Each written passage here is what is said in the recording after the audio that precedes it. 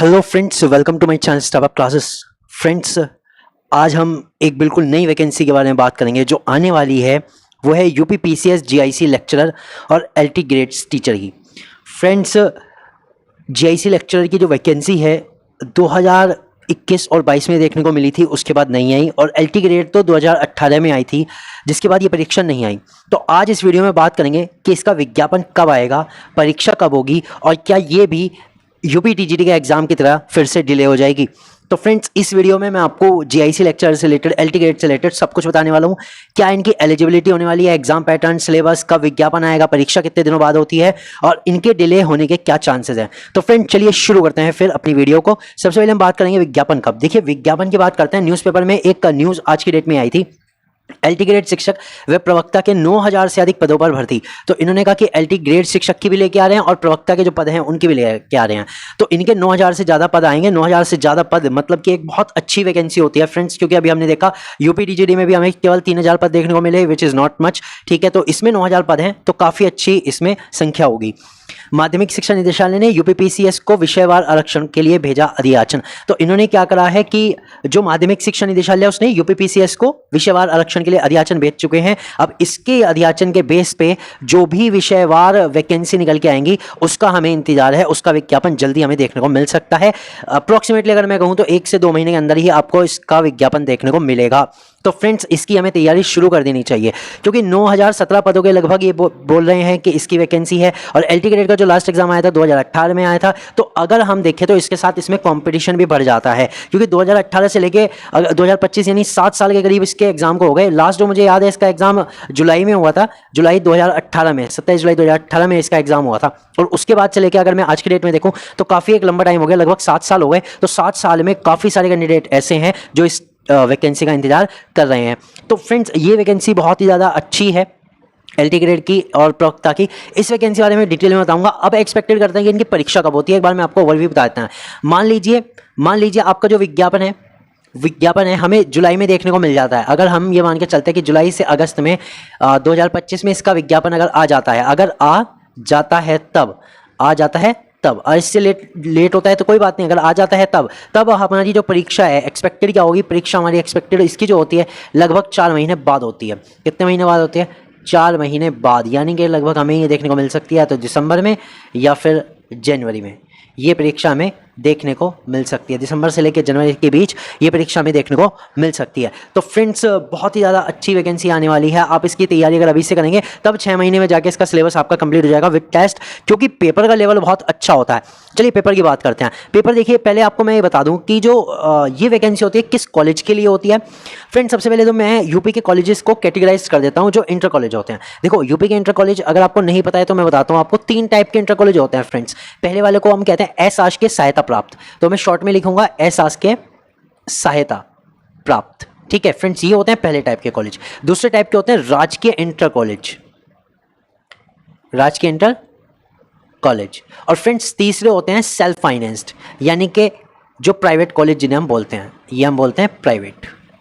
Okay, अब friends, इन सब में क्या अलग है वो समझो, उस चीज़ को समझो, तभी आपको पता लगेगा कि हमें किसके लिए तैयारी करनी है और किस लेवल की हमारी तैयारी होनी चाहिए। फ्रेंड्स देखिए, जो हमारी टीजीडी पीजीडी की वैकेंसी आती है वो होती है अशासकीय सहायता प्राप्त कॉलेज। इन्हें एडेड कॉलेज भी बोलते हैं। क्या बोलते हैं? इन्हें एडेड कॉलेज भी बोलते हैं। ये ऐसे होते हैं जिसमें देखो मैनेजमेंट और सरकार दोनों का हिस्सा होता है।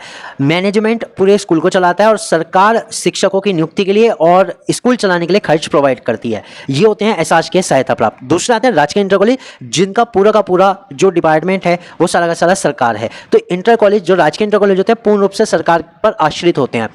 और स्कूलों का निर्माण, उनका रखरखाव, विद्यालयों में शिक्षकों की नियुक्ति करना, यह समस्त कार्य राज्य सरकार द्वारा ही कराए जाते हैं। तो इसलिए जो राजकीय इंटर कॉलेज की वैकेंसी होती है फ्रेंड्स, ये हमारे एक तरह से स्टेट की वैकेंसी है। राज्य कर्मी का दर्जा आपको इसके बाद मिलता है। चाहे आप एलटी ग्रेड से जाओ, चाहे लेक्चरर से जाओ, आपको इसके बाद क्या मिलेगा? एक राज्य कर्मी का दर्जा आपको मिलता है। तीसरा आता है self finance college, that is private college. इनसे हम कोई वास्ता नहीं रख रहे हैं। अगर आप इसमें टीचिंग कर रहे हैं तो आप जरूर चाहते होंगे कि या तो मैं एशासकीय प्राप्त यानी एडेड कॉलेज में आ जाऊं, यूपी टीजीटी पीजीटी क्लियर हो जाए, या फिर राजकीय। तो फ्रेंड्स, मैं सबसे ज़्यादा जोर देता हूं राजकीय इंटर कॉलेज की वैकेंसी पे। राजकीय इंटर कॉलेज की वैकेंसी से एक तो आपको बहुत अच्छी जगह मिलती है, क्योंकि ये कॉलेज पूरी तरह से गवर्नमेंट के अंडर में होते हैं और अच्छी खासी ग्रुप बी की पोस्ट इन पे होती है। तो काफ़ी अच्छी वैकेंसी हमें देखने को इनमें मिलेगी। तो चलिए फ्रेंड्स शुरू करते हैं कि जीआईसी जो लेक्चरर है उसके बारे में आज बात करेंगे कि जीआईसी लेक्चरर की वैकेंसी क्या होती है। देखिए जीआईसी लेक्चरर जनरली ये जो रखे जाते हैं ये 11th एंड 12th की क्लासेस को पढ़ाने के लिए रखे जाते हैं फ्रेंड्स। जो टीचर्स होते हैं, जो लेक्चरर होते हैं, जिन्हें प्रवक्ता कहते हैं, ये 11th एंड 12th की क्लास को पढ़ाने के लिए रखे जाते हैं। इनका पे स्केल 9,300 से लेकर 34,800 तक होता है और इनका ग्रेड पे 4800 रुपये से शुरू होता है। फ्रेंड्स आपको बता दूं 4800 रुपये ग्रेड, अगर आप प्राइमरी में जाते हो तो प्राइमरी में आपको सिर्फ 4200 मिलता है। स्टार्टिंग जो ग्रेड पे होता है वो कितना होता है 4200। उसके बाद अगर हम जाते हैं यूपी टीजीटी पीजीटी में, उसमें हमारी शुरू होती है 4600 से और 4800 से ये होती है। तो फ्रेंड्स इसमें जो हमारी स्टार्टिंग है जीआईसी लेक्चर में भी 4800 ग्रेड पी की होती है। एज लिमिट क्या होती है फ्रेंड्स 21 ईयर से 40 ईयर्स तक होती है। एज रिलैक्सेशन एक्स्ट्रा पर रूल्स, मतलब जो भी हमारे SC ST वगैरह इन सब का रिलैक्सेशन होता है वो है। ये जनरल के लिए मैंने एज बताई 21 to 40 ईयर्स। अब इससे भर्ती के लिए क्या होता है कि यूपी के आरक्षित वर्ग के अभ्यर्थी को आरक्षण का लाभ दिया जाता है। यदि कोई यूपी के बाहर का आवेदन करता है, जैसे कि हमारा बिहार हो गया, उत्तराखंड हो गया, तो इनका किसी भी प्रकार का आरक्षण का लाभ नहीं दिया जाता और इनको अनारक्षित कैटेगरी में रखा जाता है। इनको आरक्षण का कोई लाभ नहीं मिलता।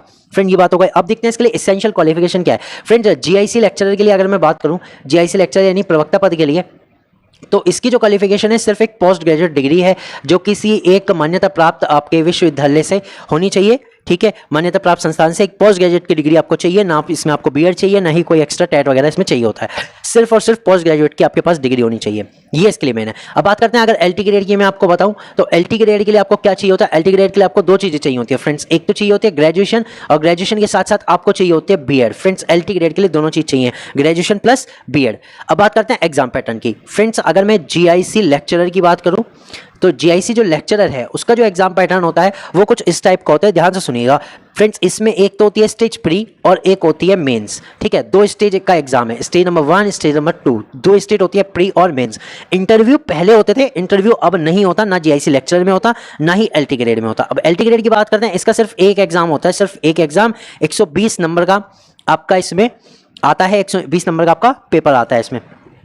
ओके फ्रेंड्स, जो मेन सब्जेक्ट का है वो, तो ये इसका पैटर्न होता है। अब पैटर्न में समझते हैं कि जीआईसी का जो पैटर्न है वो क्या है। देखो जीआईसी के पैटर्न में जो प्री का पैटर्न है, प्री के पैटर्न में ये होता है कि दो सब्जेक्ट आते हैं, एक तो आता है जनरल स्टडी और एक आता है रिस्पेक्टिव जो भी आपका मेन सब्जेक्ट आपने लिया है। लाइक आपके पास कुछ भी हो सकता है, physics, chemistry, mathematics, Hindi, English और बहुत सारे सब्जेक्ट की भी जितनी भी वैकेंसी आती है उसके अकॉर्डिंग आपका कोई भी सब्जेक्ट हो सकता है। तो ये आपका है जनरल स्टडी आता है। जनरल स्टडी के एमसीक्यू बेस्ड क्वेश्चन आते हैं और इसमें रिस्पेक्टिव सब्जेक्ट के भी आपका जो भी सब्जेक्ट है उसके भी एमसीक्यू बेस्ड क्वेश्चन आते हैं। नंबर ऑफ क्वेश्चन का रेशियो क्या रहता है 40 हमारे जनरल स्टडी के आते हैं, 80 जो क्वेश्चन है हमारे मेन सब्जेक्ट के आते हैं। मैक्सिमम मार्क 100 और 200 की है, तो हमारे टोटल 120 क्वेश्चन बन जाते हैं प्री एग्जाम में। किसमें? प्री एग्जाम में 120 क्वेश्चन बन जाते हैं और मैक्सिमम मार्क इनके 300 होते हैं। इस बात का ध्यान रखिएगा फ्रेंड्स, इस परीक्षा में 1/3 की नेगेटिव मार्किंग भी होती है। एग्जाम की ड्यूरेशन है 2 आवर्स, यानी एक ही पेपर होता है। एक पेपर 300 नंबर का होता है, 120 क्वेश्चन का होता है, 2 घंटे का है, यानी 120 ही मिनट आपको मिल रहे हैं। ये भी खास बात है, 120 मिनट आराम से अच्छा टाइम मिलता है 120 क्वेश्चन के लिए, कोई दिक्कत नहीं है।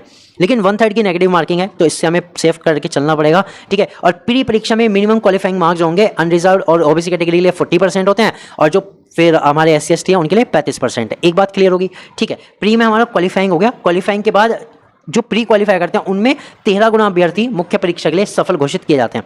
जितने भी हैं मतलब मुख्य परीक्षा में वो जाएंगे सीट के अकॉर्डिंग 13 गुना।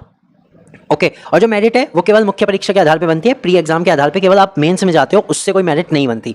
जो मेंस में आप कर क्या होगे वो सबसे मेन है। अब मेन में क्या होता है, मेन में फ्रेंड्स आते हैं 2 पेपर। फ्रेंड्स मेन में भी 2 पेपर होते हैं। पहला पेपर पूरी तरह से हिंदी का होता है। इसमें एक आता है सामान्य हिंदी, जिसमें मैं आपको बताऊँ गद्यांश वगैरह होते हैं, यही सब गद्यांश हो गए, साहित्य वाला पार्ट हो गया, ये सब। और दूसरा जो इसका पार्ट आता है वो आता है निबंध का। परंपरागत जो भी हमारा रिटन पेपर होता है, इसमें लिख के आना पड़ता है, आपको सब कुछ लिख के आना पड़ता है वो। इसका समय 2 घंटे का होता है और इसके 100 अंक होते हैं, यानी 50 नंबर की आप साहित्य हिंदी लगा लो और 50 नंबर का आप निबंध का लगा लो। ठीक है फ्रेंड्स, 2 पार्ट में डिवाइड हो जाएगा 50-50 नंबर में। द्वितीय प्रश्न पत्र आपके सब्जेक्ट का होता है, जिसका समय 3 घंटा और 300 अंकों का होता है। 300 अंकों में मान के चलो लगभग 100 क्वेश्चन इनको देने चाहिए। ठीक है, नंबर ऑफ क्वेश्चन उसमें कहीं पे था नहीं तो मैंने नहीं लिखे, बाकी जैसे भी आते हैं कम से कम 100 से 150 क्वेश्चन इसमें हमें मिल जाएंगे। एक्चुअली 100 से 150 भी नहीं, मैं आपको बताता हूँ, इसमें पैटर्न वाइज क्वेश्चन आते हैं। पहले में 20, फिर 25, फिर 25, इस तरह से क्वेश्चन आते हैं। तो लगभग 100 क्वेश्चन के आसपास हमें मिलेंगे, 150 तो नहीं, क्योंकि वैकल्पिक परंपरागत है। ठीक है, परंपरागत मतलब क्या होता है, रिटर्न एग्जाम इसका होगा, ना कि MCQ वाला। ध्यान देना, रिटर्न लिख के आना पड़ेगा, एक्सप्लेनेशन देनी पड़ेगी।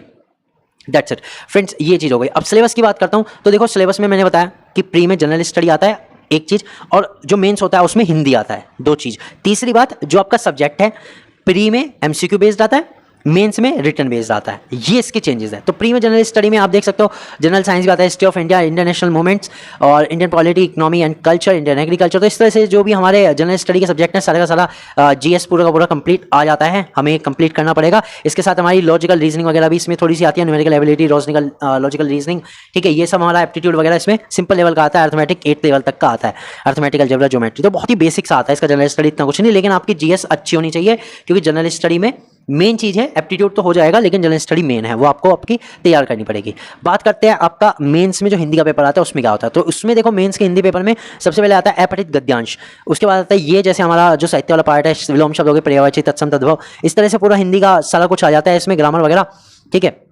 ये पूरा का पूरा 50 नंबर में हमें पूछ लिया जाता है। उसके बाद इसी पेपर में ध्यान देना, हिंदी वाले पेपर में मेंस के एक ही पेपर होगा, ये एक ही पेपर होगा, 2 पार्ट में होगा, प्रथम खंड और द्वितीय खंड, एक ही पेपर के अंदर। फिर आता है 50 नंबर का, जिसमें हमारा आता है एस्से, और एस्से लिखना होता है 1000 शब्दों में। तो 1000 शब्दों में एस्से लिखना होता है। तो इसके जो टॉपिक्स मैंने इसमें होता है, साहित्य, संस्कृति, राष्ट्रीय विकास, निर्णय, क्रियान्वयन, राष्ट्रीय अंतर्राष्ट्रीय सामयिक, सामाजिक समस्या निदान, विज्ञान एवं पर्यावरण, प्राकृतिक आपदाएं उनके निवारण, कृषि, उद्योग और व्यापार, इस तरह से ये निबंध आते हैं। इनमें हमें लिखना होता है 1000 शब्दों की रेंज में। तो फ्रेंड्स ये हिंदी का हो गया। अब आपके मेन सब्जेक्ट की बात करूंगा मैं, यहाँ बात करूंगा केमिस्ट्री के सिलेबस की। तो देखिए केमिस्ट्री में ना तीनों तरीके से आता है, दैट इज फिजिकल से भी आता है, इनऑर्गेनिक से भी आता है और ऑर्गेनिक से भी आता है। तो काफ़ी सारा इसका सिलेबस हमें देखने को मिलता है। अब बात करते हैं कि प्री में क्या होता है। प्री में एमसीक्यू बेस्ड रहेगा, और जो हमारा मेंस एग्जाम होगा उसमें हमारा रिटर्न बेस्ड आता है, अब फ्रेंड्स सबसे मज़ेदार बात, इस सिलेबस को कैसे कवर करें। तो फ्रेंड्स इसके लिए मैंने शुरू किया है बैच, जिसमें मैं आपकी पूरी तैयारी कराने वाला हूं, एलटी ग्रेड की भी, जीआईसी लेक्चर की, दोनों के सेपरेट बैच चलेंगे। एलटी ग्रेड का अलग चलेगा, जीआईसी लेक्चर का, केमिस्ट्री का अलग चलेगा, एलटी ग्रेड साइंस का अलग चलेगा। सभी चीज़ें कवर कराने वाला हूँ विद जीएस। मैं जीएस के भी आपको नोट्स दूंगा, प्रैक्टिस टेस्ट दूंगा, क्वेश्चन आंसर कराऊंगा, पूरे बढ़िया तरीके से मैं तैयारी कराने वाला हूँ। बाकी डिटेल जानने के लिए इस समय जो वीडियो आ रही है उसको आप जरूर क्लिक करना, जिससे आपको सारा कुछ पता लग जाएगा। चलिए मिलते हैं उसी वीडियो में।